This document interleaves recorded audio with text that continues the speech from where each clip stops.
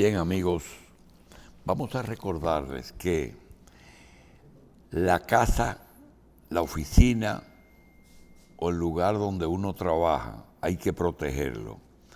Llama a los expertos.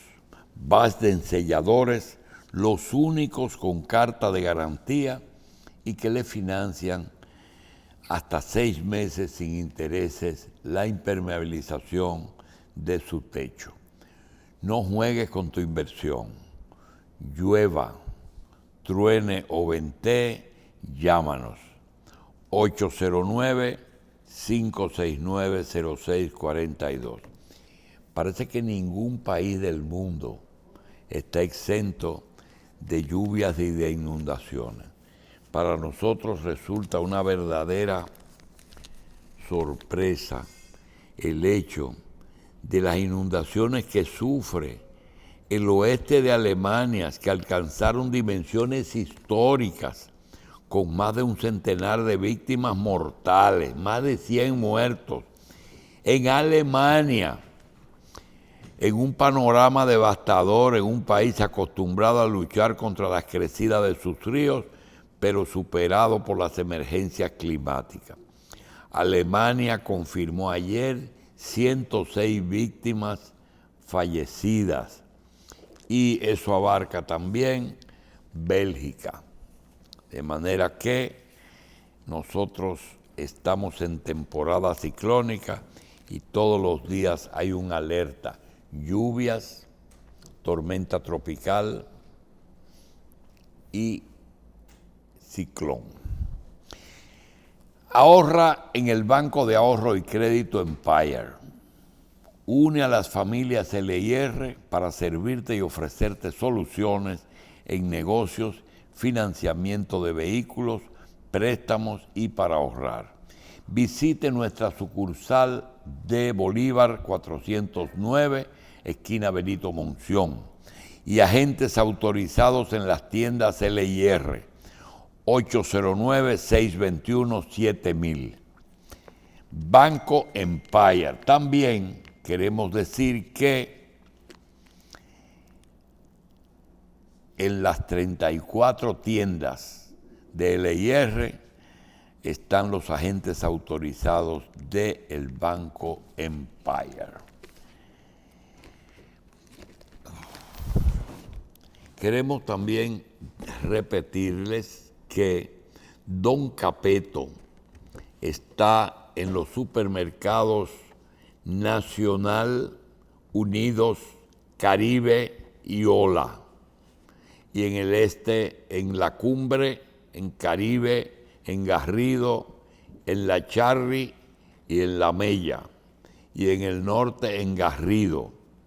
Su fábrica está en la Ramón Ramírez, en Villas Agrícolas, en Santo Domingo. 809-684-1626. Yogur natural y yogur favorizado. Queso, crema con puerro, queso de hoja, queso cheddar, mozzarella y queso para freír. Danés, mantequilla, nata y crema de leche. Don Capeto. Bien, señores, una puerta tiene que tener condiciones diferentes. Una buena puerta, prepintada, una puerta elegante, una puerta duradera, pero sobre todo una puerta segura, es Everlast Door. Everlast Door. Les recomendamos el cerdo de Cerdo Centro. Cerdo Centro está en 27 de febrero, esquina Privada. Les recomendamos la pierna de Cerdo Centro. Nos llama mucho la atención que en los últimos días, puede ser semanas o meses, hemos tenido una proliferación de negocios de amigos que se dedican a producir chicharrón de cerdo, pero en forma increíble. Por todas partes ya hay quienes fríen el chicharrón y lo hacen en magníficas condiciones. Poco a poco le vamos a ir diciendo dónde pueden conseguir esos chicharrones. El chicharrón tiene una particularidad, que como es bueno, es el mismo día y después de freírse. Así es que son varios lugares que usted puede lograr el chicharrón de cerdo. En Cerdo Centro, como es natural, el chicharrón es un buque insignia, pero les recomendamos la pierna de cerdo. Juan de Dios, chacabanas a la medida y por size, el rey de las chacabanas, el hombre que ha cambiado ya definitivamente una costumbre que tardó mucho en prender, que es que en este país la chacabana es el traje nacional. Santo Domingo en La Luperón, próximo a la Plaza de la Bandera, detrás del CIRD. Y en la Kennedy está en Galerías 360. Doña Luz en la Kennedy y Juan de Dios en La Luperón. Quisiéramos recordarles que la General de Seguros está ahora en tu celular. Descarga la nueva aplicación donde podrás cotizar, comprar pólizas, hacer pagos online, seguimiento a reclamos y mucho más. Descárgala ahora a través de App Store y Google Play. General de Seguros, tranquilamente seguros. Y pagan rápido. General de Seguros. Dolor y fiebre, Natrafen Plus. Acetaminofén, Natrafen Plus. Dedisfármaco. Quisiéramos recordarles que el último domingo de este mes, que creo que va a ser ya el próximo domingo, no debemos de dejar para el viernes la compra. A partir de hoy mismo, visite una de las 30 sucursales de LIR Comercial. Ahí usted consigue el regalo de papá. Y como siempre hay dificultades y ahora más que nunca, ahí le ponen el pago en 10 meses. Y usted puede comprar el regalo de papá cómodo, distribuido en 10 pagos y poner cómodo al rey de la casa, porque pretendemos serlo, pero no lo somos. LIR Comercial le tiene el regalo de papá. Vaya hoy, vaya mañana, vaya el lunes, martes, miércoles. Tenemos una semana ya para comprar y usted califica en LIR Comercial. Bien, quisiéramos decirles que esta semana se puso en vigencia un acuerdo, o se dio a conocer un acuerdo que estará vigente en dos partes. Una es a partir de la próxima quincena y otra es a partir de el próximo día 1 de enero. Nosotros quisiéramos decir que independientemente de que no hay nada perfecto, lo mejor que ocurrió fue lo ocurrido. Es decir, esa clasificación de las empresas que nunca se pudo lograr 100% y que nunca será perfecto, de dividir las empresas en grupos, y eso nos dio como resultado que nosotros vamos a tener un aumento salarial que aunque está un poquito por debajo de las necesidades, logran cubrir un poco más, ¿verdad? No sé realmente, porque no me he detenido a estudiarlo. Creo que Ramón Santos nos puede ayudar. Siempre el trabajo doméstico, es decir, las personas que trabajan en la casa, la muchacha de servicio, la muchacha que cuida a los hijos, el jardinero y los guardianes que no son de firmas de guardianes, así como el trabajador de campo, tienen una tarifa especial. Nosotros en lo de campo tenemos un problema serio. El trabajador de campo ahora mismo, en su mayoría, es de origen haitiano, pero no fuera problema si fuera un ciudadano legal, sino que es una persona que no tiene documentos y esa persona se le trata como un trabajador dominicano. Nosotros tenemos el ejemplo de que siempre un trabajador de campo dominicano se le daban 500 pesos por un día de trabajo, de sol a sol. Eso era lo que se usaba desde la colonia. A un haitiano que comienza a las 7 de la mañana, a las 3 cesa de trabajar. Se le da 500 y se le da un almuerzo hasta las 3. Yo no sé lo que dice la ley sobre el trabajador de campo, que no dice que sea dominicano ni haitiano, pero es importante porque ya la comida de este país se produce en el campo y ya nuestros haitianos conocen bien el manejo de la agricultura, que en principio no manejaban mucho. Ya manejan hasta las hortalizas de Constanza. ¿Cómo es la cosa, Ramón? ¿Cómo es los sueldos? No sé cómo se estableció los sueldos de los gente del campo, pero en el tema haitiano,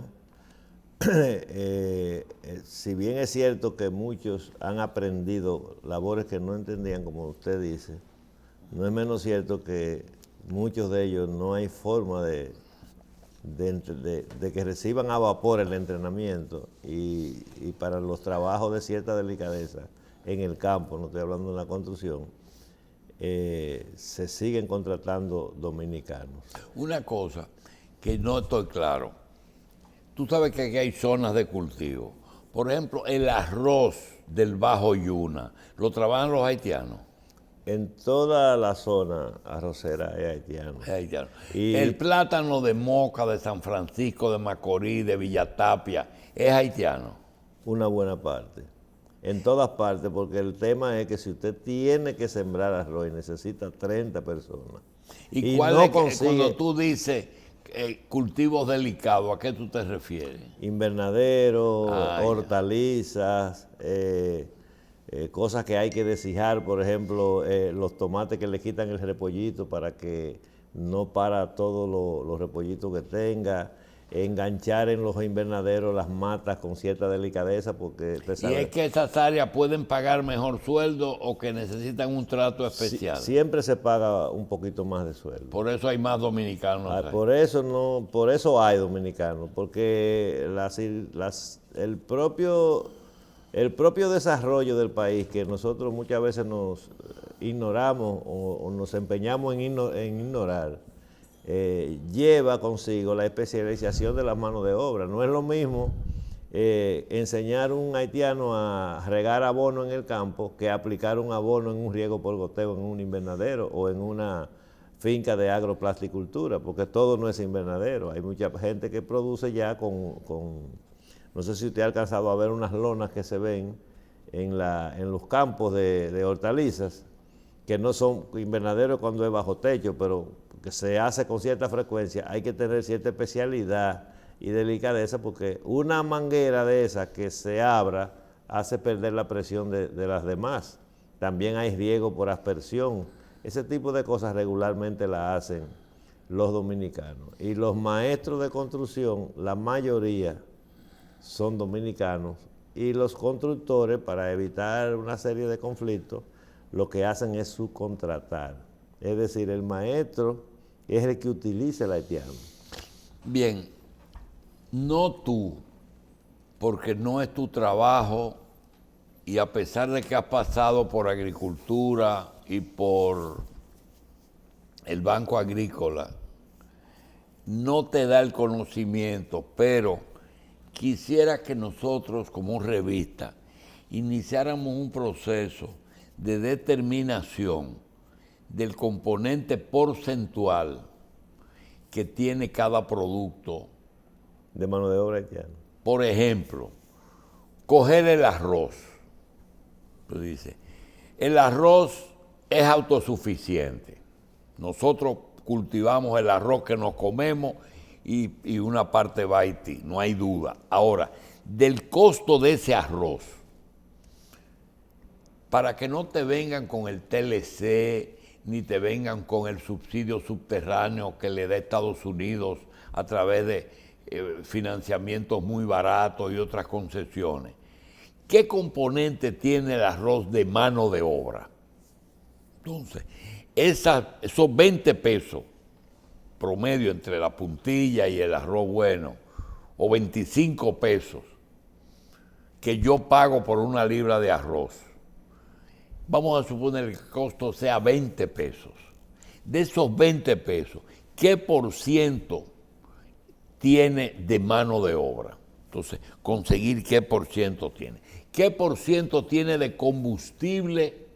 Combustible, ¿cuánto? ¿Qué por ciento tiene de equipo? Equipo me refiero, número 1, al tractor. Número 2, al camión que lo saca de la finca. Número 3, al equipo de fumigación, sea un avión o sea bomba. Un equipo manual. Por porcentaje, realmente es un producto 100% dominicano, porque puede ser que el componente extra no sea 100%. Puede ser que un producto, por eso es que le dicen que el pollo es ensamblado. Sí, pero en el caso del arroz no es así. No es así. No, porque el mayor por ciento de las cosas que se usan en el pollo, con algunas excepciones, es importado. Es importado, pero el también... El arroz no, ¿verdad? El arroz también tiene un importante, pero siempre será mejor para los fines de balanza del país y desde el punto de vista económico, siempre será mejor producirlo nosotros que importarlo. Casi siempre. Tiene que ser demasiado barato para que le cuadre más al país en cuanto a la política monetaria. En arroz no es eso de que siempre habrá un país que te venda más barato que lo que tú produces. No necesariamente porque siempre. Mira, nos pasa hay con el pollo, con el cerdo, con el arroz y con la leche. Es un tema de tecnología en sentido general. Es un tema de avance en el sentido general. Pero el arroz, recuerde que en Estados Unidos, por ejemplo, yo fui a una ciudad pequeña en Estados Unidos y producía 1 millón y pico de quintales más de arroz que lo que produce el país. Una finca. Una sola, una comunidad. Un área. En el área del puerto de Lake Charles. Yo fui y entonces nunca... Pero a mí eso que tú dices así, a mí me dice que hay una parte en Wisconsin que producen más leche que en Uruguay. Y en Luisiana arroz. Sí, yo fui a ese lugar y vi la factoría que lo procesa, es una sola, no 50 y pico como hay aquí. Entonces ese pedacito de tierra, por llamarlo de alguna manera, que nosotros sembrábamos 1 millón y pico de tareas de arroz, ellos sembraban algo menos pero producían algo más. Porque la tecnología, por ejemplo, a usted le falta ahorita la recolección. No es lo mismo meter 10 cortadoras o 20, como yo la vi en Fila India, en una finca, a cortar arroz. Y de ahí va a unos silos secadores. Y de ahí es que ellos venden en el silo. X número de toneladas. Entonces eso va en camiones a la factoría que le queda cerca. Una pregunta, en la tecnología que tú dices de recoger, es decir, colectar y procesar, me cuenta un médico dominicano que terminó su carrera en España, que él se consiguió un trabajo en una flota pesquera. Y esa flota, él se montaba en las Islas Canarias y bajaban todo el Atlántico Sur en unos buques gigantescos a pescar. Y que ellos no solamente colectaban el pescado, sino que esos buques eran industrias, sí, y que salía enlatado o la sardina o el salmón o lo que fuera. Ellos procesaban, colectaban. ¿Hay algún producto que en la finca se industrializa o no? No. ¿En otro país? Sí, bueno, aquí hay factorías que están en medio de una finca y de ahí salen fundas para el consumo. Ya sale, pero pelada. El arroz ya descascarado. Sí, sí. Ahí, sí, la factoría es para eso, para procesarlo. El arroz llega verde, luego se pone a través de secadoras en una humedad de 12 grados y entonces cuando se pone así ya está listo para la molienda y esa de donde sale del molino molido, cuando sale, entonces ahí mismo va al proceso de la funda. La mayoría de las factorías que producen marcas aquí lo tienen de esa forma y si usted observa, la mayoría de las factorías están alrededor de arroz, entre lo que está la tierra que puede ser propia porque aquí hay industriales que también tienen fincas. Entonces de ahí el arroz sale listo para comer. Y entonces cuando yo hice todos esos estudios, tanto cuando estuve en el banco como cuando estuve en ADOFA, la Asociación de Factorías, que determinábamos el componente importado de cada acción que se tomaba. Y eso es una rutina que debe hacerse siempre. Y entonces nosotros poníamos para discutir cuando se iban a hacer las importaciones, el por qué sí, el por qué no, poníamos esa inquietud que usted tiene, que hay que trabajar sobre eso. Yo solo puedo traer eso el próximo sábado. Yo pensaba que en un gran invernadero o en una zona, como tú dices, porque a veces no es solamente un productor, sino una asociación de productores que deciden industrializar en el campo. Por ejemplo, donde se industrializa el tomate, que en vez de salir un camión de tomate, se haga un camión de conservas. Ya, eso no existe aquí, ¿verdad? No. Lo más próximo a eso, por ejemplo, usted va a Asua y ve que no hay muchos kilómetros de la industria al campo, pero en el mismo campo, a menos que no sea algo artesanal que produzca una persona, porque usted puede sembrar 200 o 300 tareas de caña y poner un trapiche en el centro de la finca y hacer panela, ¿cómo se llama? La panela hacer la panela de azúcar. Ajá. Y preparar cualquier cosa. O sea, ahí no hay problema. Pero en sentido general, las industrias se colocan alrededor de la zona de producción si se puede.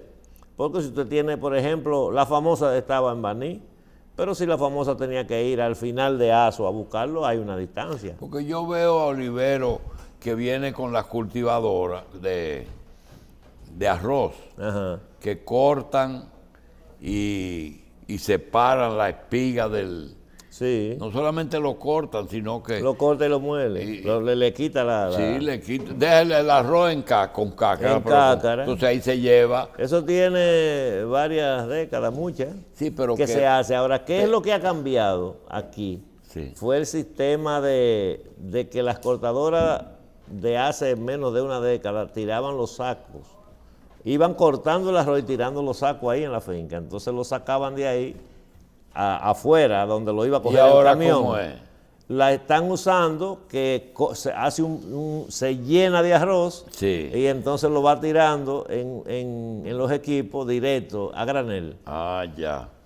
Mira, eso ahorra un costo. Otra cosa, ¿qué diferencia hay? Ya Wilson se está integrando. ¿Qué diferencia hay entre una asociación y una cooperativa? Que la cooperativa tiene unos mecanismos, es como de control.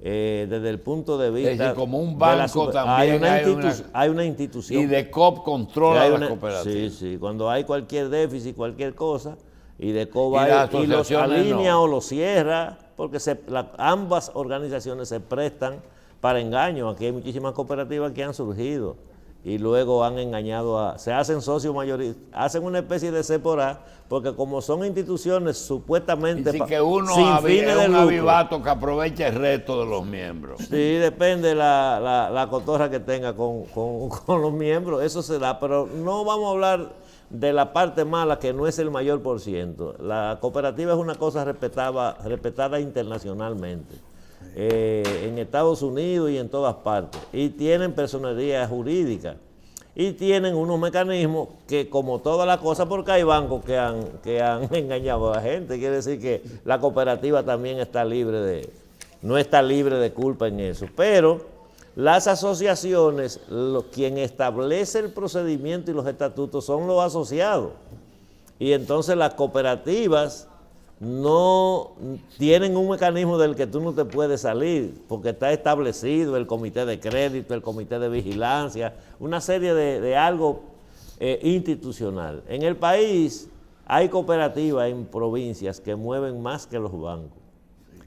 Y siempre ha habido Los bancos se ponen nerviosos cuando se ponen nerviosos y claro, y quieren regularla igual, y quieren regularla, pero no es tan fácil, porque la cooperativa, quien la gobierna es la directiva, y no es que ellos prestan barato, ellos prestan caro, pero el beneficio de ese préstamo, que es casi de usura, es de ellos mismos.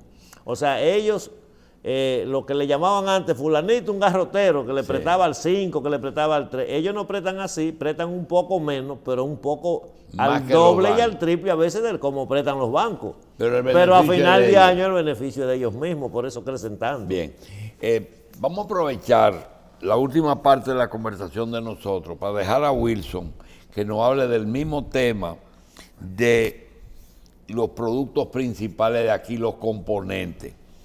Nosotros hemos sido líderes, no el más, pero entre los más, de algunos productos.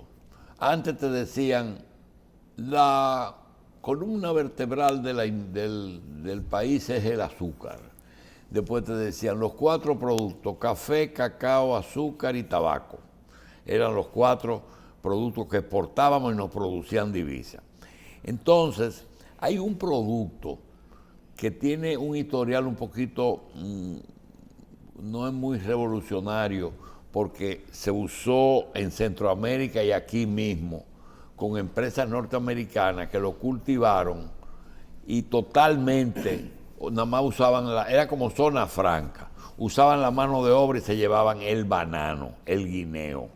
Hoy el guineo es uno de los productos que más divisa nos produce, y Wilson nos va a hablar del banano, y queremos que también nos diga, me parece que el componente importado que tiene el guineo no es muy grande, es decir, que aunque hay que fumigarlo y hay que usar mano de obra, a veces yo veo cuando voy por ahí entre Mao y Montecristi, que meten en fundas los racimos, y veo que el racimo o es blanco, el plástico, o es azul, dependiendo si el guineo es orgánico o no. Eso es así, Wilson. Correcto, correcto.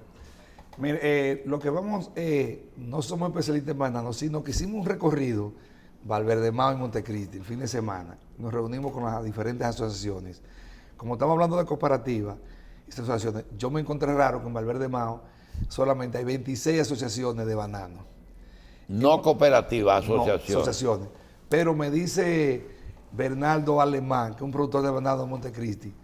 Pero ese fue senador. Ese fue senador y creo que diputado también. Que aquí tenemos no tantas asociaciones, pero hay como 15 o 20, pero cada una tiene su cooperativa. Y entonces, ¿por qué no se cooperativa? Que es muy difícil, ellos prefieren las asociaciones. Porque en las asociaciones ellos tienen un sistema que Ramón lo conoce, el fair trade o negocio justo, que reciben $1 por caja y eso es bueno. Ahora, la problemática que ellos expusieron al sendero agropecuario que tuvimos por allá, del banano, parece que es algo coinciden Montecristi y Babel de Mao, incluyendo el proyecto La Cruz de Manzanillo, que también tuvimos por allá. Ellos dicen que uno de los problemas fundamentales, por ejemplo, la sequía que siempre hay por allá, los insumos, dicen que ha aumentado un 30% los fertilizantes, los agroquímicos, pero ellos dicen también que ellos necesitan un laboratorio. ¿Pero y por qué? Porque nosotros tenemos que analizar lo que nos están vendiendo, porque cada vez que lo hemos mandado a otro sitio, no tiene la cantidad que dice de concentración de la materia prima que tiene esos insumos. Y eso es fuerte, eso es generalizado, dice, necesitamos eso. Ellos dicen, como siempre, préstamos blandos, préstamos más a largo plazo, mayor cantidad de préstamos, pero eso le ha ido resolviendo porque el Banco Agrícola le ha prestado bastante, porque de los 5.000 millones, a ellos le adjudicaron casi 1.000 millones al grupo completo, a tasa cero. Ellos dicen que hay que regularizar el consumo de agua y le falta tecnología.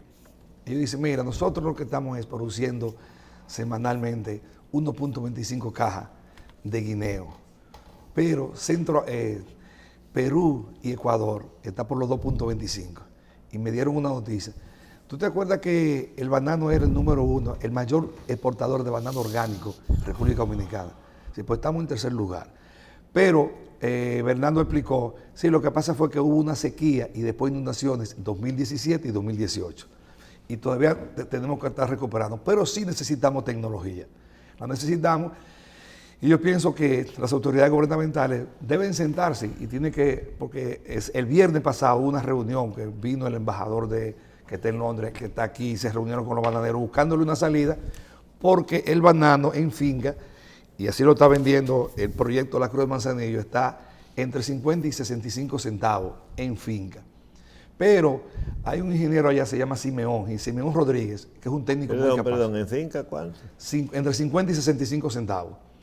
Entonces dice, mira, me dice Simeón, aquí en el proyecto La Cruz de Manzanillo, nosotros tenemos una ventaja que se le estamos vendiendo a INEP para los mercados populares, y también nosotros hacemos entrega a familias pobres, porque este proyecto, que es importante esto, por eso es que hay que sentarse, y lo que le sugerimos es a las autoridades gubernamentales del sector agropecuario que se sienten, porque el proyecto La Cruz de Manzanillo de banano, que se inició con la Granada Company en 1937, pero en el 70 Balaguer es que lo institucionaliza y por decreto crea ese proyecto que tiene 32.000 tareas.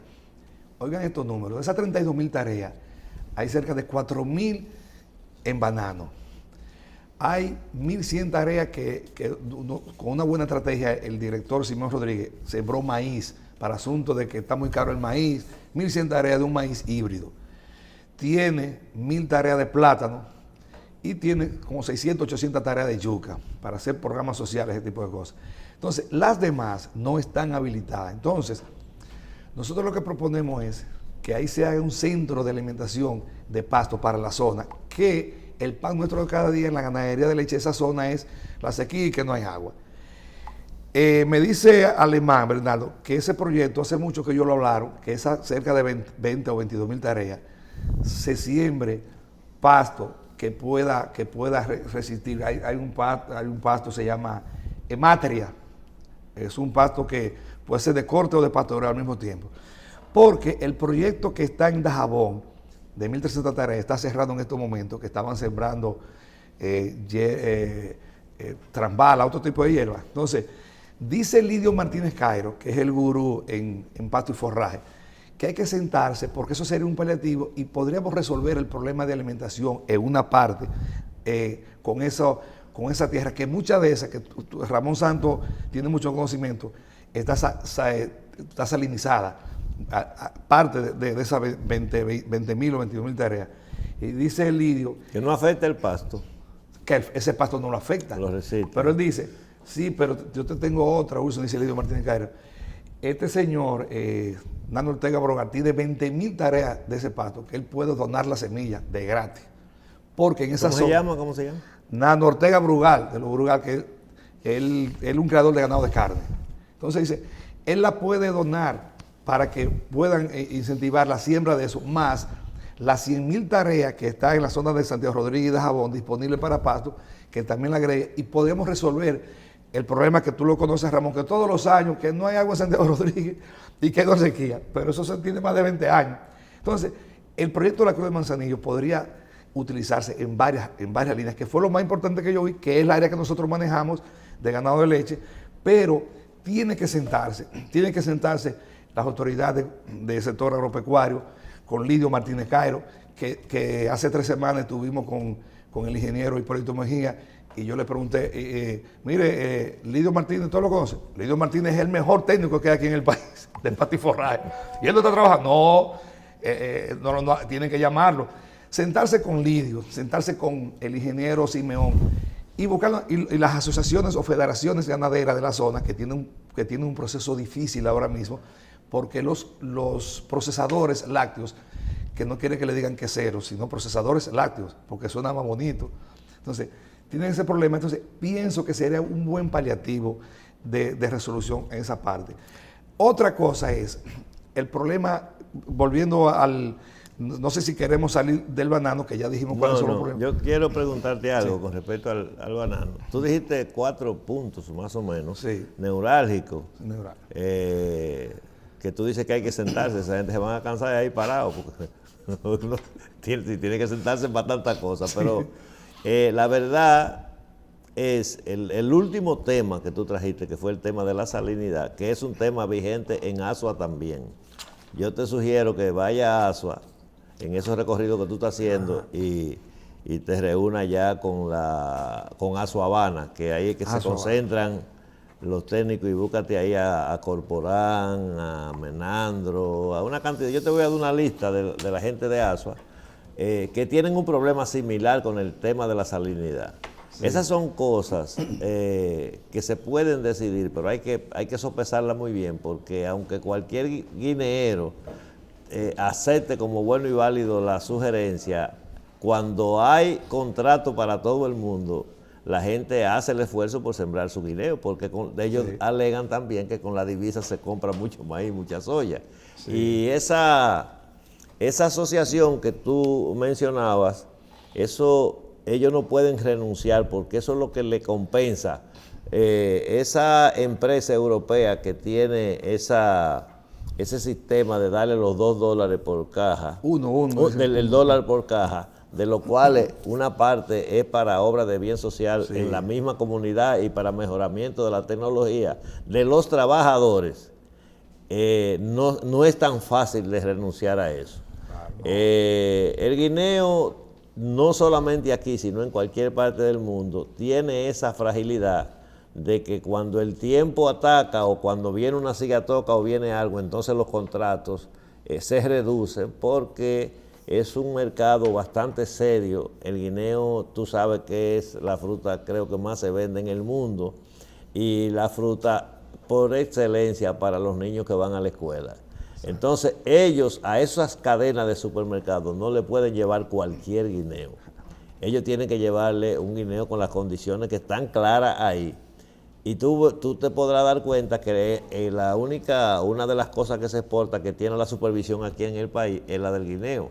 Tú no oyes decir que devolvieron 30 furgones porque tenían plagas, no, porque es que el furgón tiene que salir ready desde aquí. Pero no deja de ser interesante la sugerencia que tú haces, pero eso hay que cogerlo con pinza, el tema de la asociación y la cooperativa. Sí. Porque si esa institución es a través de asociaciones que da eso, entonces no es tan fácil, porque en honor a la verdad, las cooperativas, el IDECOP no ha sido un departamento manejado como el Banco Agrícola, ni ha sido manejado como el Banco de Reserva, ni como Impuesto Interno. Si tú te fijas, te darás cuenta que nunca mandan un loco viejo a esas instituciones. Tú no has visto nunca una gente de que ese tipo no sabe de eso, es un disparate. Son instituciones tan fuertes que el que llega loqueando se endereza cuando entra. Entonces, el IDECOP muchas veces ha sido una institución que han caído en ella gente que no tiene ni idea de lo que es una cooperativa. Claro. Y entonces eso también hace que muchas asociaciones fuertes que hay aquí funcionen en competencia con las cooperativas. Por ejemplo, en Montecristi están las dos, porque no es que eliminemos. Por ejemplo, el sábado que viene vamos para Pedernales. Hay 22 asociaciones de ovinos y caprinos, 22, que ellos quieren incorporarse a cooperativizarse, porque nosotros creamos un proyecto de microcooperativas agropecuarias rurales. ¿Quién somos nosotros? ¿La asociación que tú estás presidiendo? Digo que tú dices, nosotros creamos. ¿Quién son nosotros? Nosotros somos la Fundación Dominicana de la Leche y el Sí, programa Sendero Agropecuario con Lidio Martínez Cairo, que estamos visitando, no haciendo un programa de televisión, sino vamos dando a los productores, ¿cuál es el problema de ustedes? En pasto y forraje. Y Lidio le dice, mire, esto es lo que tienen que hacer. El sistema Guasán, que yo siempre hemos abogado, que en ganadería de leche y carne aquí hay que mejorar o readecuar o cambiar los sistemas de producción. ¿Por qué? Porque son muy costosos. Los costos operacionales en el sector lechero es alto, pero también no es fácil producir leche de madrugada, de lunes a lunes. Es una situación un poco difícil para ellos. Entonces, los ovinos caprinos, que se ha incentivado bastante en estos gobiernos, ya hay 22 asociaciones, ellos quieren cooperativizarse a los fines de recibir los beneficios que recibe una cooperativa. Inclusive, el Ministerio de Agricultura dispuso unos 500 millones de pesos para préstamos a esos ovinos y caprinos. Bien. Yo te voy a pedir que no te vayas, porque nosotros tenemos un invitado que quizás nos puede ayudar a definir uno de los elementos que cada vez que hablamos de los tratados de TLC y de la Organización Mundial de Comercio, sale a relucir, que es el problema de financiamiento. Y hemos visto que en estos días algunos funcionarios del gobierno del cambio han tenido la grandeza de ir reconociendo y separando lo que es corrupción de lo que es continuidad de Estado. Y no han tenido ningún problema en decir, yo no vine aquí a cazar ladrones, sino si hay que cazar ladrones, se cazan los ladrones, porque el que la hizo que la pague. Pero vimos un caso, y quiero aprovechar el caso de el centro que está ahí en la Federico Velázquez, que se llama Secanot. Ese fue un motivo que yo pensaba cuando eso ocurrió, cuando eso llegó, que eso iba a ser un problema que iba a llevarse primero al director de la Oficina Coordinadora y Supervisora de Obras del Estado. Con ese momento era el último que tuvieron. Pagán. Se iba a llevar a Temístocle Montaz. Se iba a llevar a Danilo Medina porque fue que dispuso eso. Sin embargo, hoy es el centro de salud más importante que hay en este país. Y el propio presidente dijo, los que estamos inaugurando este centro no somos los que debiéramos estar inaugurando, sino los que lo ordenaron. Y lo digo porque uno de los aciertos fue colocar al doctor Puello de coordinador de la obra, aunque no de ejecutor.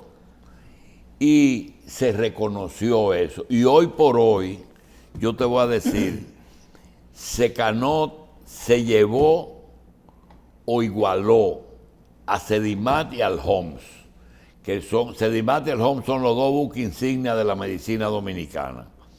Y ahí hay equipos que no hay en ninguna parte del Caribe, y creo que de Florida para abajo no hay en ninguna parte. Y eso pasa con el financiamiento y el costo de las obras. A veces se dice, esa obra estaba planeada para 9,000 millones y se metió en 15,000 millones. Sí, pero hay que decir por qué. El tema de la cárcel, ¿verdad? Que el movimiento de tierra de Macarrulla fue mayor que lo que se ganó el procurador corrupto, según todo el mundo. Entonces, yo creo que en el tema de financiamiento hay una escala de acceso que puede tener el productor, que nosotros vamos a hacer una pausa para entonces conversar con el ingeniero Toribio, que es el actual director del FEDA. Antes que pasemos al ingeniero Toribio, doctor, como vamos a concluir ahí más o menos No, ahí el tema, no termina, el después va tema usted. del guineo. Con el tema del guineo, sí, que más alrededor del 70% del guineo que se exporta es orgánico. Sí. Aunque nos hayan ganado el Y lugar. es verdad que es orgánico. Sí, orgánico. Sí, Y dentro de ese tema, lo que decía Wilson con respecto al fertilizante, eso también hay que tomarlo con pinza porque tanto en el Cibao más como en Aso están haciendo abono orgánico, el bocachi, de los mismos desperdicios del guineo, abono orgánico. Bien asesorado y ya lo están usando mucho en la línea y por eso usted le ve un tamaño superior al guineo, que a veces no le gusta a los europeos porque piensan que le han hecho fraude y le han echado abono químico, porque el abono químico lo pone más grande, el grano. Pero esos dos datos son importantes. Y el tema de 50 y 55 centavos, no me explico eso porque ese guineo se está vendiendo aquí en el Merca, por ejemplo, de 2,5 a 3 pesos. Yo tengo los precios de los mercados Vamos a hablar de eso para ver qué está pasando ahí, porque también la gente de Asua me dijeron que están vendiendo el guineo bastante barato. Bien.